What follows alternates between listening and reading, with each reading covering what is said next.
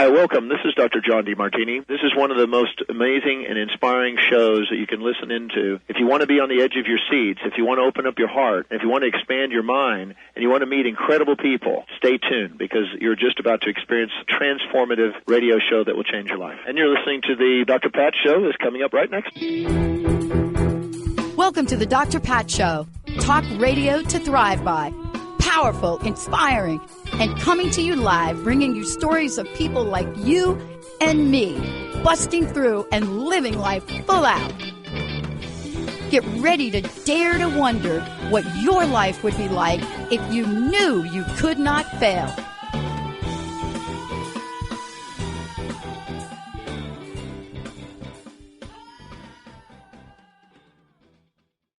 Let me tell you something. You know, the first time I heard this term, well, no, not the first time. It's like I have not been living under a rock. But the first time I had a professional conversation around the term polyamorous was with Dr. Kelly Neff. Y'all know Kelly, right? Kelly and I went to the same school together, very conservative end of the school, where both of us really wanted to study other things. And, you know, as soon as we got out of there, we did. And the first time I heard about this term and the way it's being used in the contemporary world, I asked myself the question, what is it about what we don't know, yet what we do feel, that we are creating a gap between our emotional selves, our mental selves, you know, the parts of ourselves that we're afraid to look at, and then the judgment we have for people that do. Now, yes, I got all of that out of that word, but I got out of that with Dr. Kelly Neff, and clearly the language wasn't really that cleaned up. But I will say that why are we so quick to judging on something that has to do with points of happiness that is so absolutely ancient? However, let me say this, mostly for men. Today, Elizabeth Cunningham is joining me here today, having fully expressed polyamorous relationships. What are they? What do they mean? What should you know about them? And how do you get rid of the stigmatization and shame and repressed repercussions from all of the above? If you know anything about the most amazing Elizabeth Ann Cunningham, one of the things you know is she's not afraid to take the conversation to the street. You know, she is a love and life coach. She coaches people that are primarily, but not exclusively, non-monogamous. But what is it about? It's not about that. It's about love. It's about sex. It's about relationships.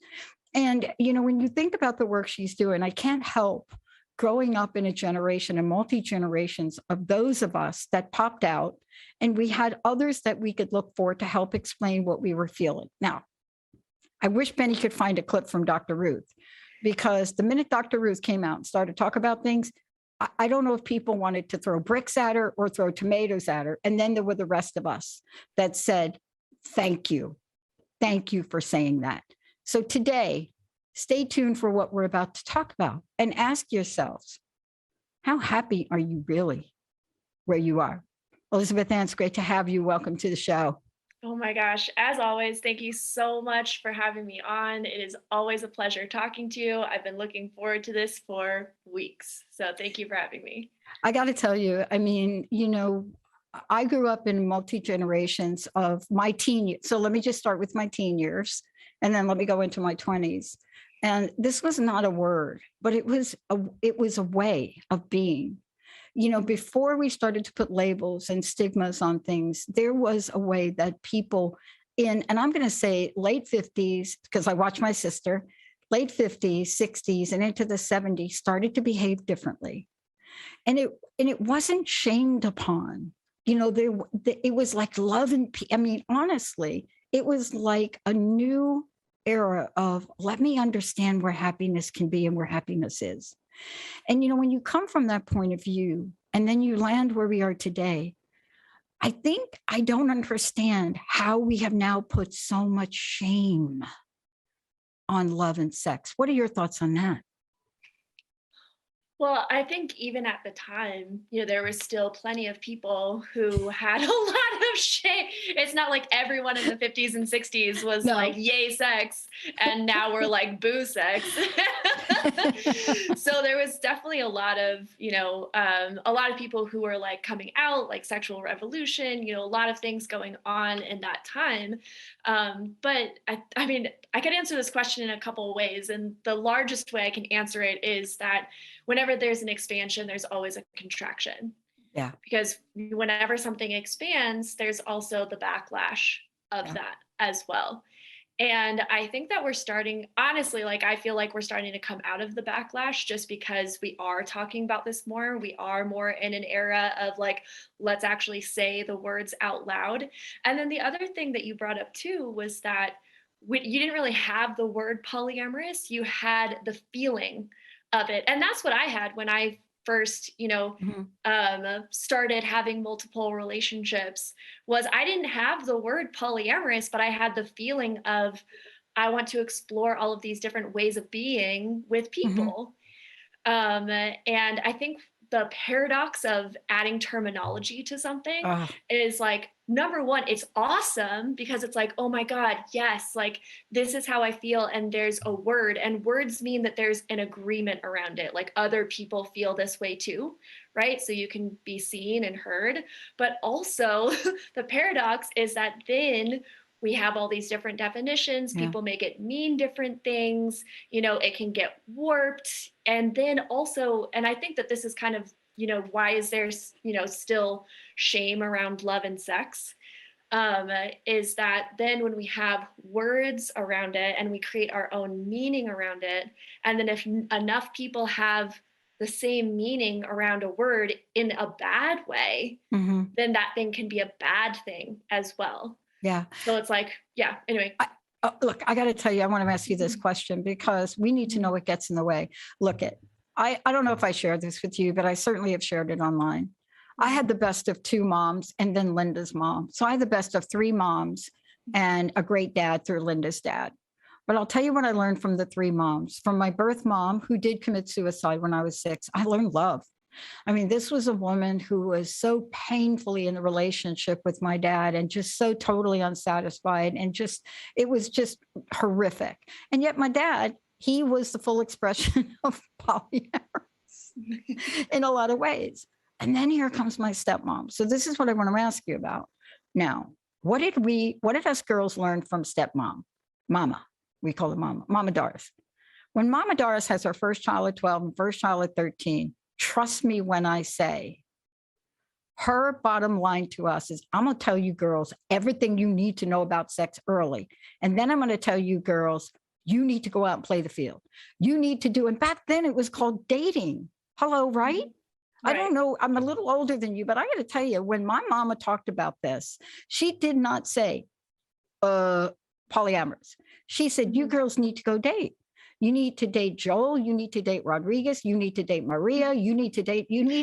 Just date, And when my sisters would date the same guy too many times, she would just say to my sister, Joyce, how you feeling about him?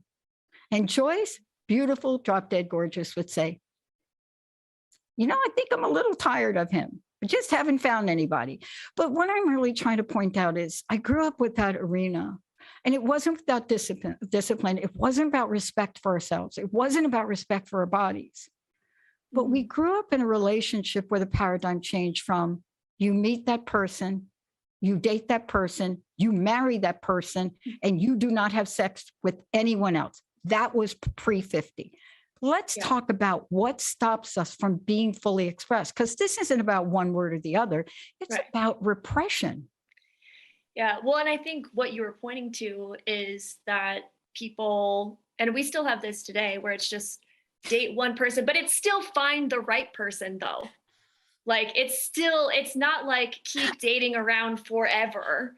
It's like eventually you have to settle on one, right? So that's not necessarily polyamory, but why I think people are repressed. And also I want to clarify too, is please. That polyamory is many loves. Poly meaning many, amory meaning loves. Thank you. And so it's not, and it can look a whole bunch of different ways. There's not one way that polyamory can look. And I also think that that's like the beautiful part about it, but that's Yep. also like where people get tripped up too. Because there's, anyway, so, but why are people repressed is, I think that one, we look outside of ourselves first to see what we should be doing. And then we have a lot of ways that we should be.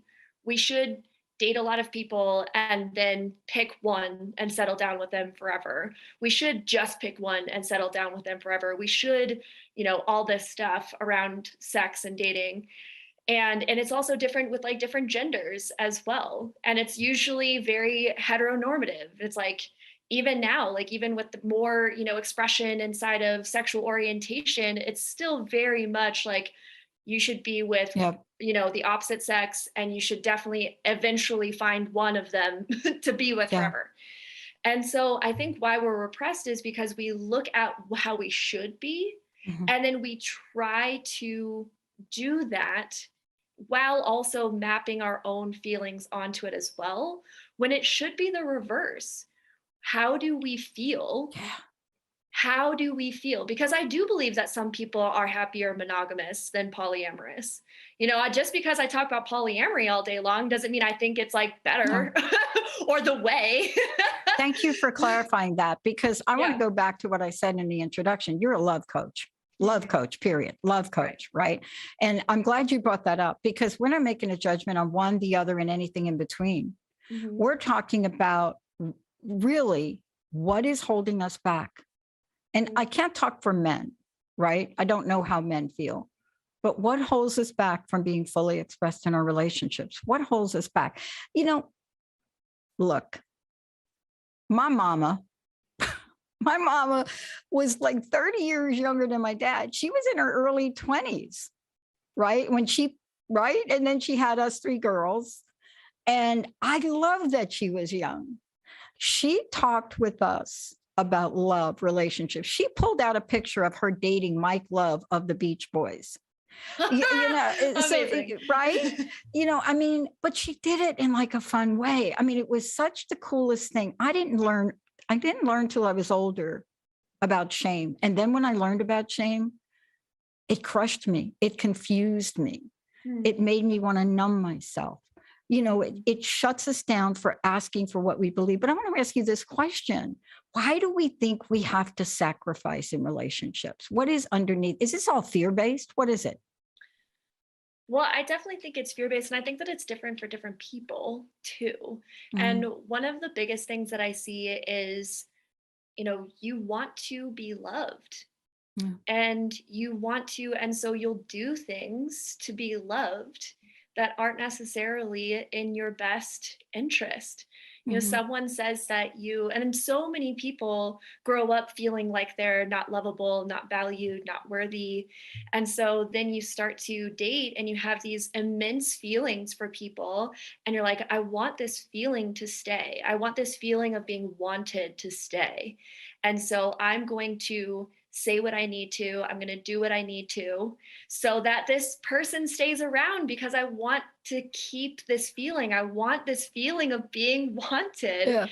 And we have that get in the way. And there's nothing wrong with being wanted. I want you to be wanted too. But I also want you to be wanted in the way that you want to be wanted. Oh my God, I so love this question, because let's just get real here. We don't even allow ourselves to ask ourselves that question. We don't do it, right? No. Right? When I ask people, what do you want? Blank, silence. I'm like, what do you actually, I don't know. If you could, I asked the question, if you could wave your magic wand and literally have anything you wanted, what would you want? And it's like pulling teeth, because we don't ask ourselves, what do we actually want? And I think part of it is because we don't think that we can get it. For one reason or another, we don't think that we can get it. It's not possible for us. And it's so much easier because when I ask people, what are your problems? What are your challenges? Oh my God, they go on for 10 minutes. so it's way easier when we talk about our problems, we talk about our challenges, we talk about what isn't working, how things should be, what's wrong with this, and then that's how we learn. We learn through I liked what not to do. That's how I learned what not to do. I'm like, oh, I can't do that because then that's embarrassing, or I can't feel that way because apparently people hate that, so I'm like learning what not to do is how I learned. And I want to say something because I just got a text message from one of our listeners. And I want to say, yes, we are talking about heterosexuals and LGBTQ members across the board. This is not a conversation for one side or the other. As a matter of fact, I'm going to ask Elizabeth to do a show with me because this is Pride Month, because we really want to address the fact that you're not invisible. If you are in a relationship with someone of the same sex or transgender, it doesn't matter. What we're talking about today applies across the board. It absolutely does. Are you satisfied? What is getting in the way? How do you operate? Are you able to tell your partner, I love when you do this, but I do not love when you do this? And by the way, do not kiss me with that pop culture scratchy dang beard you got. I mean, we can't even ask for that. I mean, right? I had a friend text me. She said, can I hire you for a half hour? I said, for what? We're friends. What do you need? I have to tell my partner. I said, are you breaking up? She said, no. I can't dip the beard. It's the beard. And I'm like, what do you mean it's the beard? It's like the beard. It was okay when it was short, but now it's like all scratchy. I hate it. And now he's worrying that I'm not kissing him. I said, dude, just tell him to shave. But you see, that is the tip of the iceberg, isn't it? Though? Yeah. And I also want to say on the LGBTQ thing, yes. So I identify as pansexual, which means that I love people regardless of gender. I'm polyamorous. And so generally no one is safe from my love. That's my orientation. No one is safe. I wish I would have had you when I moved to Seattle. And let's talk about this. What does your relationship look like? Okay, let's give a backdrop. Everybody, 1-800-930-2819. I'm going to ask you, what does your relationship look like right now? We're not asking you to tell us what you like about it, but how would you describe it? What did it look like? When I moved to Seattle, it was the first time in my life since I was 17 that I was not in a relationship. I was in a 17-year live in the home relationship. And then, you know what I'm saying? So think about this. 1993, I show up in Seattle. Oh my God. And you show up in Seattle. My friends are like, she's the only one that doesn't have anybody, right? And they asked me, oh, where are you going tonight? I said, I have a date. I'm going with somebody I found in The Stranger. And they're like, what? I said, yeah, I'm dating. Well, you're dating who? I said, well, they're like, I'm dating. Like, there's some really cool people that I'm meeting. I'm like, dating. It's like a thing. You just go on dates. And I had to explain this. The hardest part for me was every time they had an event, I brought a different person. Amazing. But for me, I was doing what you said. I didn't have it wasn't until 10 years later that my friend Melanie said, we were laughing at you. We just love what you were doing. None of us could do what you were doing. We didn't know how you were doing it. But what was that like for you? And I was like, to be honest with you, I don't even remember what you're talking about. I was just having fun. So can we talk about what is the landscape of relationships that you're seeing for people right now? What is the landscapes of relationships that I'm seeing? Are people happy? Are they happy? Do they wish they could say to their partner, hello, every Friday night is just not cutting it for me? I mean, what is it that's on the radar? Clearly, we're seeing information that's coming out. We're seeing the studies, the statistics, the surveys.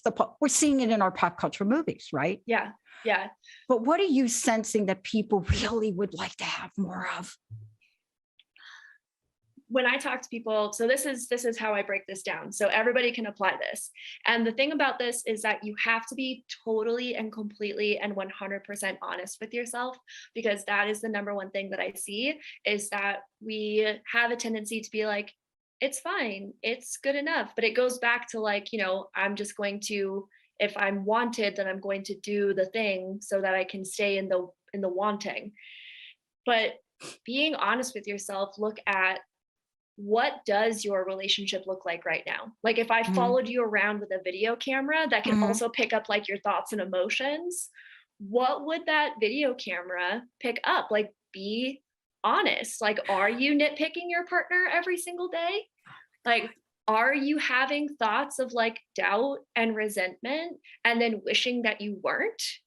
Are you like, every time that something feels good, you're like, oh, good, excellent, this is really good. But then you use that as an excuse for when things feel shitty. It's like, well, but on Friday it felt really good, so this is fine. And that's kind of what I see, is that people excuse and justify how their relationships are going because they want it to work so badly. When what I have people do is look at, what is the reality of your relationship and how does that actually impact you? Yeah. Let's talk about this for a minute and we'll take this right up to the half break because this is important. What's the reality? Now, I would imagine that you as a top love coach, you as this expert in the field, chances are you probably have to ask that question at least anywhere from 3 to 6 different ways for somebody to actually answer it, right? And you're an expert at it, right? But the reality of the situation. And it doesn't mean that you could be in relationship or not. The hardest thing I ever did was in a 14-year relationship that I knew I needed to end at year 7. My friends did an intervention and asked kind of that question, but they ask it differently. They were like, don't you think it's odd, Pat, that every anniversary you have, like on that date, like you're the only one available to celebrate it? Don't you think that's odd? Like every year, every anniversary, don't you? So they had to get it in a different way. But if you don't get at it, you live a lie. You become unhappy. And can I just point out a word that I've talked about every day this week? Sure. Resentment is the number one offender. Oh, 100%. And right? It's also, and this is the thing that I was actually talking about this week with I do group coaching as well. And I was actually talking about this with my group, is that it's the things that you brush under the rug that eventually kill your relationship. It's the little cuts. It's they walked in after work. I was excited to see them. They didn't reciprocate the excitement to see me, and they went into the other room. It's those little. Just my heart's like hurting, like it's like. Yeah, and it's heartbreaking, but it's not big enough. It's not big enough to complain about. It's just small enough to brush under the rug and excuse they're having a bad day. They're really stressed. It's okay. I'm fine. We're going to go to break, but I want to tell you this. You know, Mama Doris, my stepmom, you're up there watching me right now. I know what you're thinking right now. Do you know how she explained it to the 3 girls, the 3 of us? She was from the Deep South. That's the only place, really. First child, 12, second at 13, right? Joyce and Doris, my stepsisters. And what she did to explain this, and I'm telling you, every week there was a little lesson. And we were young. But I remember this one time she was making a bowl of something from the South. I don't know if it was chitlins or black-eyed peas, or I don't know what it is. And she had the 3 of us girls taste it. And it had a little bit of hot sauce. And we tasted it. And she asked us what we thought. And we said, okay, it's not quite hot enough. She did this 5 times until it got so hot that it was intolerable. And she looked at us 3 girls and she said, you know what? These black-eyed peas are like relationships. And she has this Southern drawl. She said, you know what happens if you build up your anger, if you think you got a bear under your saddle, if you think there's something caught in your ear or your butt, that's the first one. But if you let it build up and then it's a second and a third, it's like the fifth one. It becomes intolerable. And she took that bowl, that whole pot of black-eyed pea soup and threw it out. We're going to take a short break. I got to know from you all out there, I know you're listening. What level is your black-eyed pea soup? Are you at that level of 5 that there is no way you can take not one more minute of it? When we come back, what do you want the relationship to look at? Come on. Let's just get real here. If you didn't have somebody leaning over your shoulder, or maybe some belief you had, or even some, religious aspect of who you are, what the heck would you want it to be like? Would you like it to be like me when I got to Seattle and met a very dear friend, became my friend? Oh my goodness, when I brought her to one of my parties, who was a fabulous dancer at the Once Then Lusty Lady. Is it like that? Are you just wanting to open your heart and let yourself be guided? When we come back, I'm not talking about it. This is going to be all Elizabeth Ann Cunningham. But before we go, how do people find out about you? I like that you're doing group coaching. How do people get involved with all of that? Yeah, so my website, which is under construction, but you can get a hold of me. I do my Phone? stuff. Yeah, I have email. So love@elizabethannCunningham.com. love@elizabethannCunningham.com. You can look at my website, elizabethannCunningham.com. It is under construction. Just send me an email. Okay. I do my reach out very much like we're already friends. It's just like, you know what? Yeah. Just contact me. Yeah. Let's talk about it. And I'm going to make this really easy for everybody. Also, the producers can weigh in. I'm not even going to ask you about your relationship, but think about somebody that you can relate to. Is it like Patrick Swayze and Demi Moore in Ghost? Is that like before he gets killed? Is that like what your relationship's like? Or is it more like, 50 Shades of Grey? Which is it? Which do you want? Is there anything in between? Are you afraid to even think about it? See, this is what this show is about. Are you afraid to even think about it? Is your relationship more like that brand new hit series on Netflix, right? What is that called? First kiss, first bite, first something, just I don't know. rocking everybody's world. Or is it love story? Is it that? Or is it A Star Is Born? What do you want? 1-800-930-2819. And you producers, don't hold back. Let's take a short break. We'll be right back.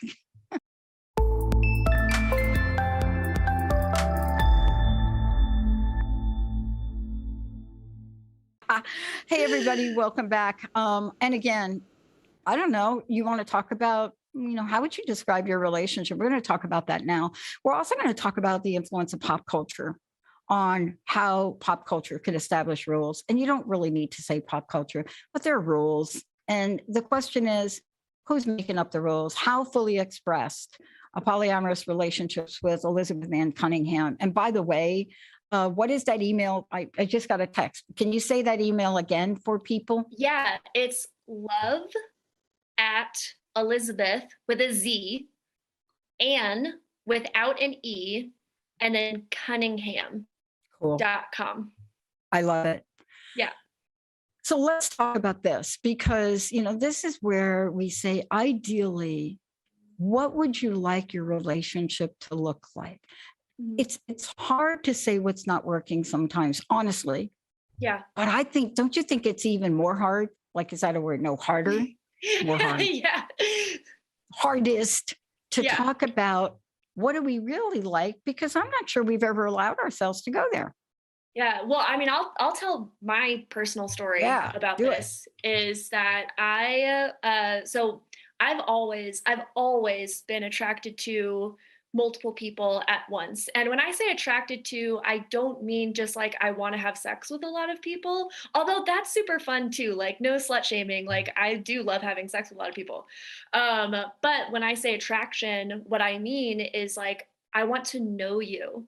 I feel love for you. I feel romantic love for you. But I didn't think that that was okay. In fact, I was told that that wasn't okay.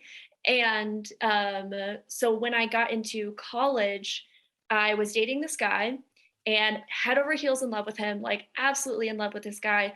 But I felt attracted to multiple people, and on a couple different occasions, I got drunk and I made out with some other person.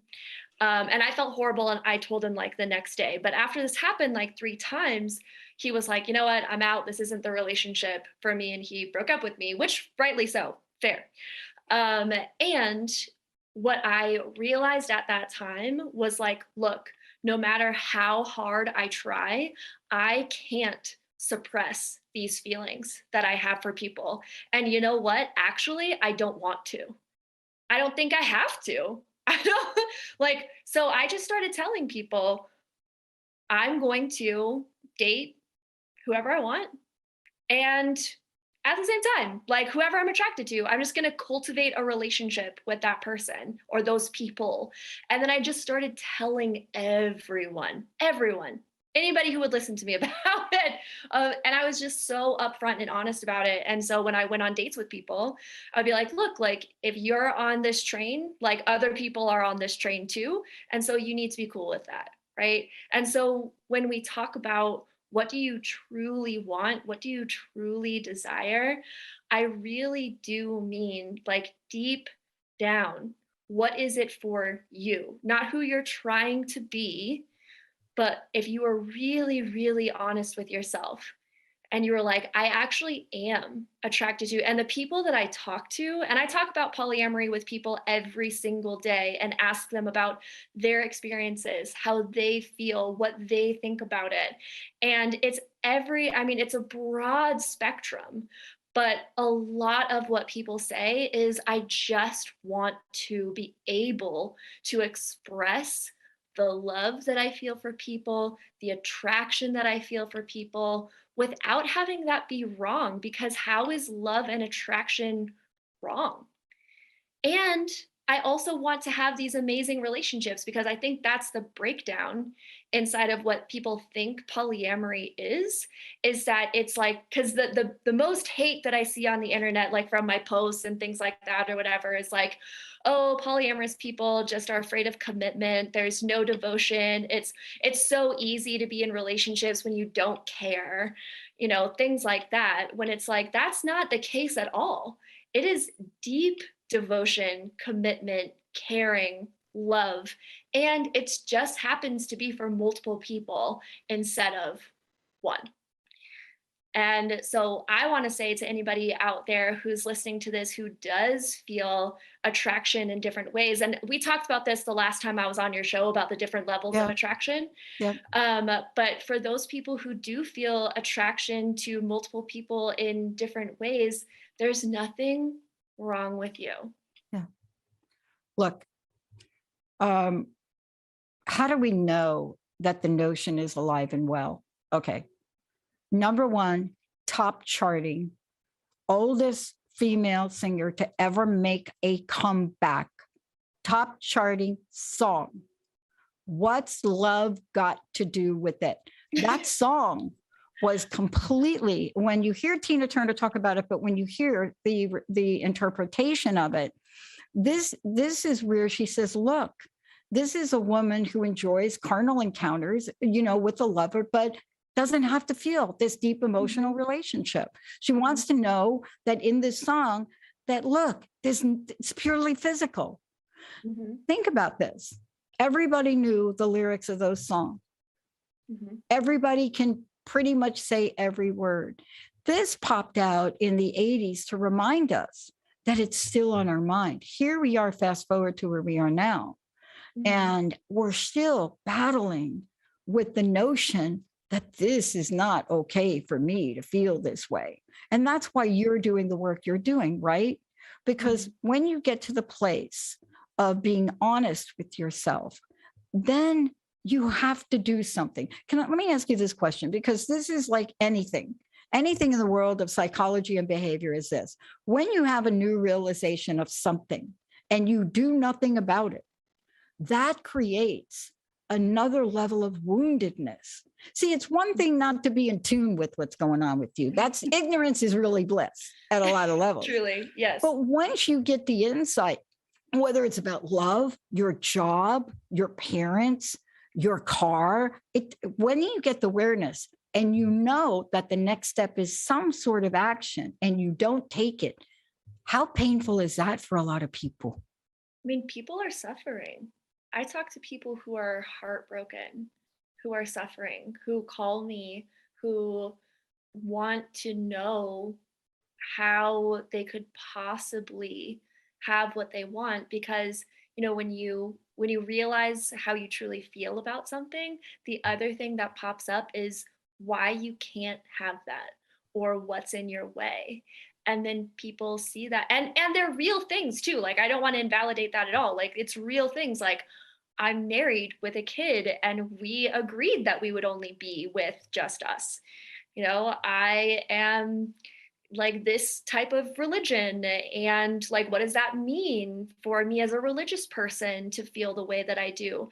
Like, there are things already there that people are actually dealing with. But you're right, when you have this realization about who you truly are, how you truly feel, there are all these other things that pop up that are in your way. And it is not easy to deal with those things.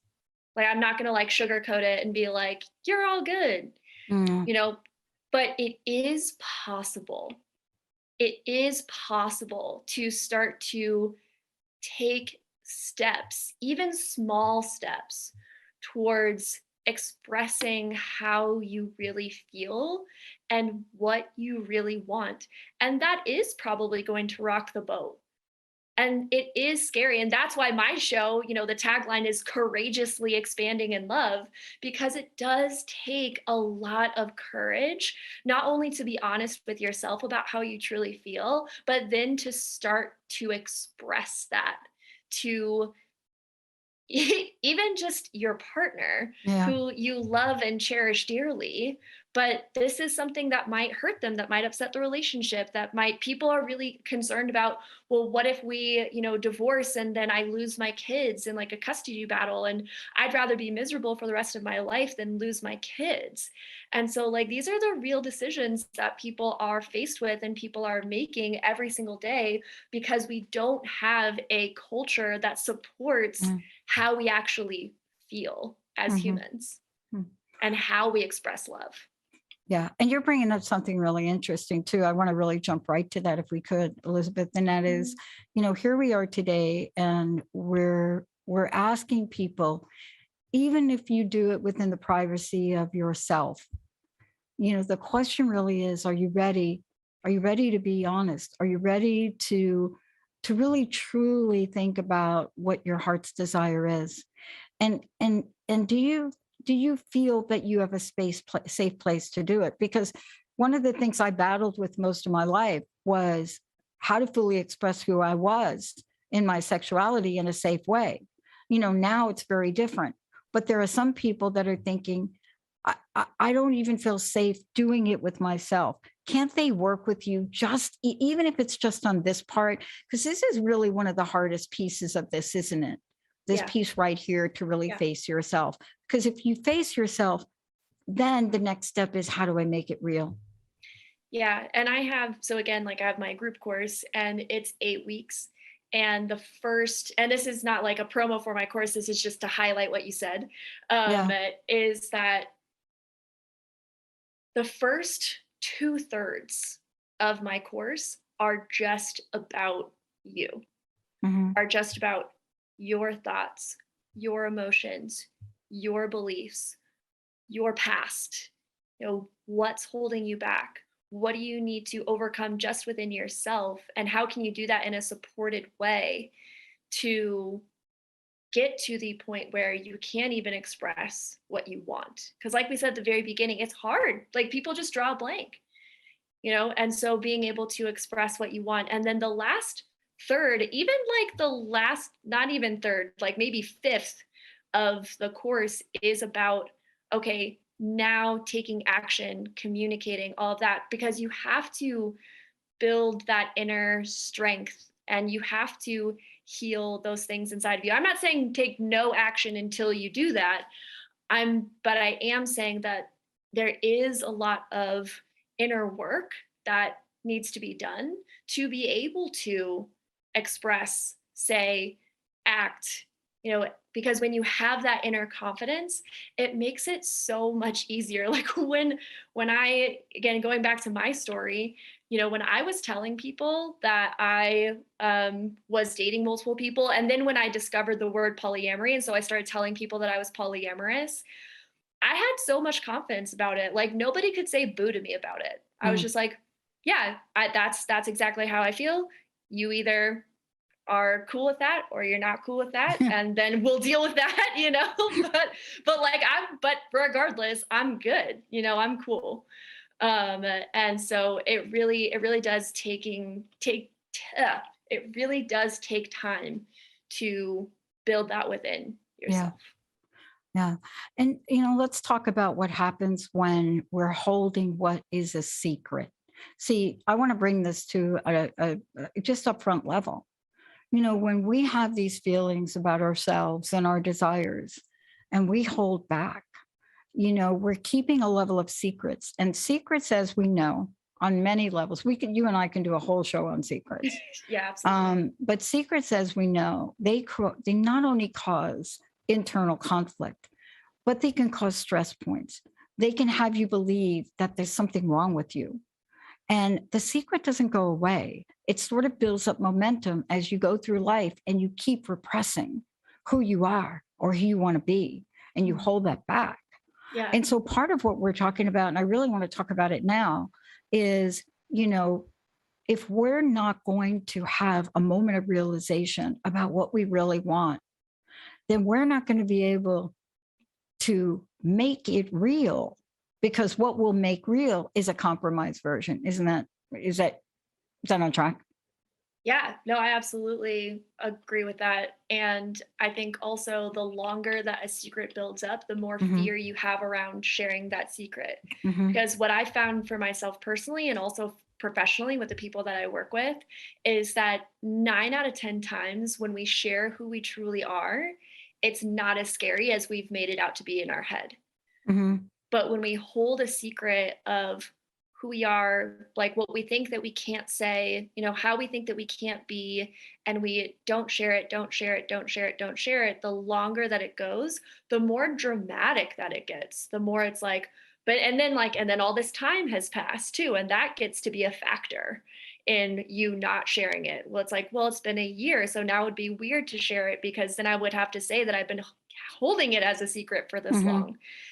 Right. So it absolutely snowballs when you hold a secret, and not just snowballs in the fact of like how it gets harder, but also I think, as you were pointing out, it snowballs in the fact of it's like, I had a friend describe it to me like this at one point. She was like, I held this inside me for so long that it almost felt like this black ball of smoke inside of my gut. And it was almost like this black ball of smoke got bigger and bigger and bigger as time went on. And then it became scarier and scarier and scarier at the thought of sharing how I actually felt. So when I actually shared how I felt, I was so nervous. And she was talking about having a conversation with her husband. And she was like, so when I actually shared how I felt to my husband, she was like, I wanted to vomit. Like it was making me like physically sick. That's how long.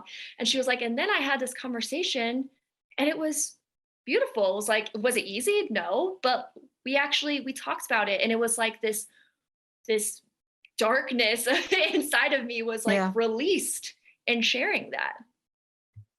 Yeah. I mean, let's talk a minute. Let's just kind of look ahead for a minute. And, what we're talking about today, and we started out, talking about this right out of the get-go.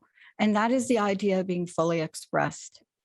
And I think we should take these last couple of minutes we have to really talk about the fact that this is not something you have to earn, meaning you don't have to have enough in this column to really be fully expressed. And yet, there are parts of our society and parts of who we are that will tell us we're not worthy of being fully expressed. It's not something that's going to be in my destiny. And I would like for you to talk a little bit about, without names, how you've helped people step into this.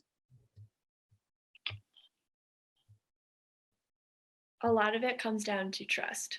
Mm.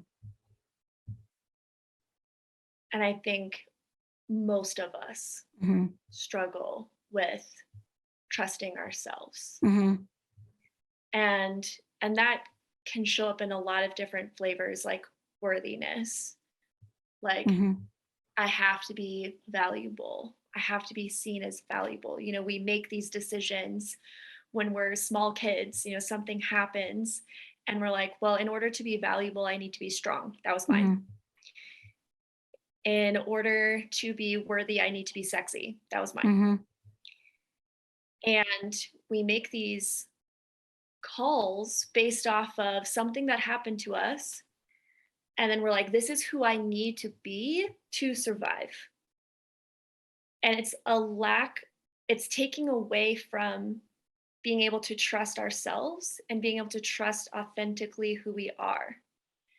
So when we dismantle that lack of worthiness, lack of value, the need to be strong, the need to be smart, that's a lot for people, like the need to be smart, need to be seen as smart, is definitely a defensive mechanism for a lot of people. But when we start to dismantle those, what it comes down to the core is being able to trust ourselves and to be able to trust who we really are, how Mm-hmm. we actually feel. And then in that trust, then cultivating an authentic sense of worthiness within ourselves. Mm. I trust how I feel. I trust how I feel is authentic to me. And in that trust, I am worthy. Yeah. I want to just bring us back to a couple of things here and, really have you talk about this. And it goes back to what we started out with. Why can't you just be happy with what you have now?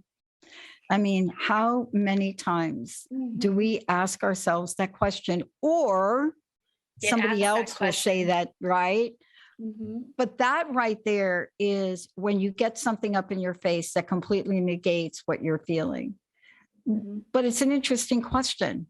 Why can't you just? The minute you put the word just in it, you already know you're going for a low ball estimate. Yeah. You're like, I just want one piece of pizza. No, you don't.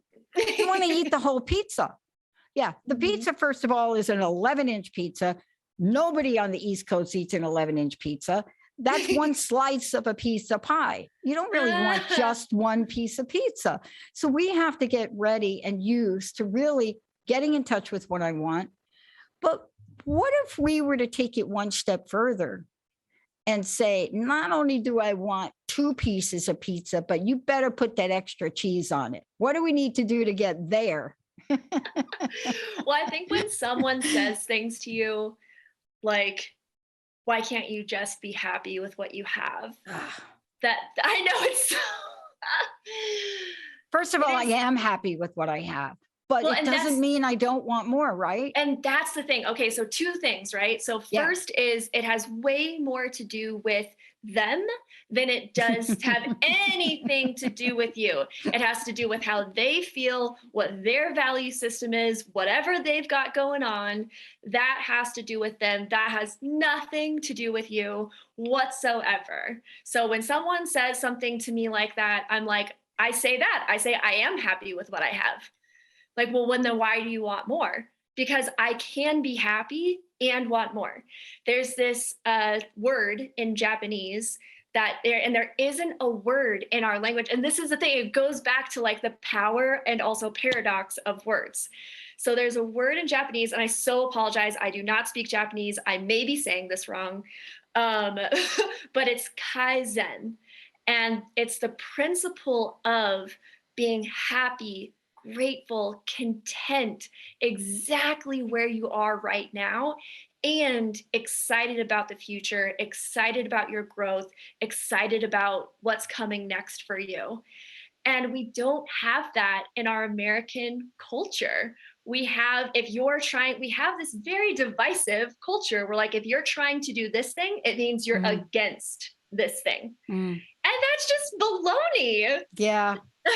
Yeah. I mean, this is a great way to kind of wrap this up until the next time we talk, because somewhere along the line, we were told you can't have your cake and eat it too. So I never understood that, because if I actually have my cake, I'm actually going to eat it. I don't even get what that. Cake, what is that eat phrase? Your cake. What? Yeah. That doesn't make any sense whatsoever. I mean, what are they saying? You can't pick your cake out, but then you can't. I'm like, that doesn't even make sense.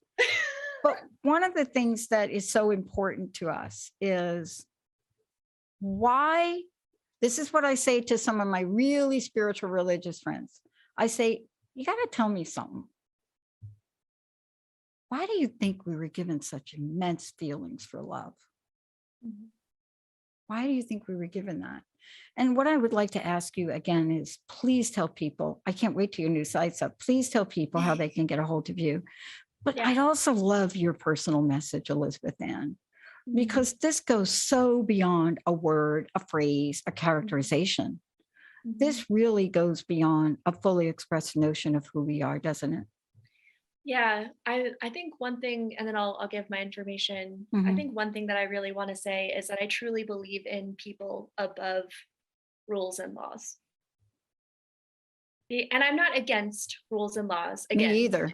Don't get divisive with me. I'm not against rules and laws, but I believe that how we construct our society, how we construct our communities, should be about the people first, and how we truly feel and what we truly want, and not about suppression or power over other people. So how you can get a hold of me, my email is love@ElizabethAnnCunningham.com. So Elizabeth with a Z, Ann without an E, Cunningham.com. And I'm also, so I also do speaking engagements as well. So if you want me to come to your organization and give talks about communication, about even leadership, connection, how to build relationships, whether that be personally, professionally, or both. We're very concerned with work-life balance as a society right now. I would love to come speak at where you're at as well. And I also have a group course that does help people create and cultivate the relationships that they want, and specifically inside of polyamory and non-monogamy as well. Yeah. And I want to just give a shout out for you, because one of the things that I want to say is, when I think about you, Elizabeth, and I think about your work you do, you are all about relationship. It doesn't matter if we're talking about one-on-one or in the workplace. It is all encompassing. It is how to build them, keep them strong, and make sure you're true to yourself. Elizabeth Ann Cunningham, I love you. I love you too. Thank you so much. I always love talking with you. Oh, it's so great. I want to thank both Benny. I want to thank Lydia. I want to thank all of you. Remember, ask yourself this question today. What do I really desire? All right, we'll see you next time.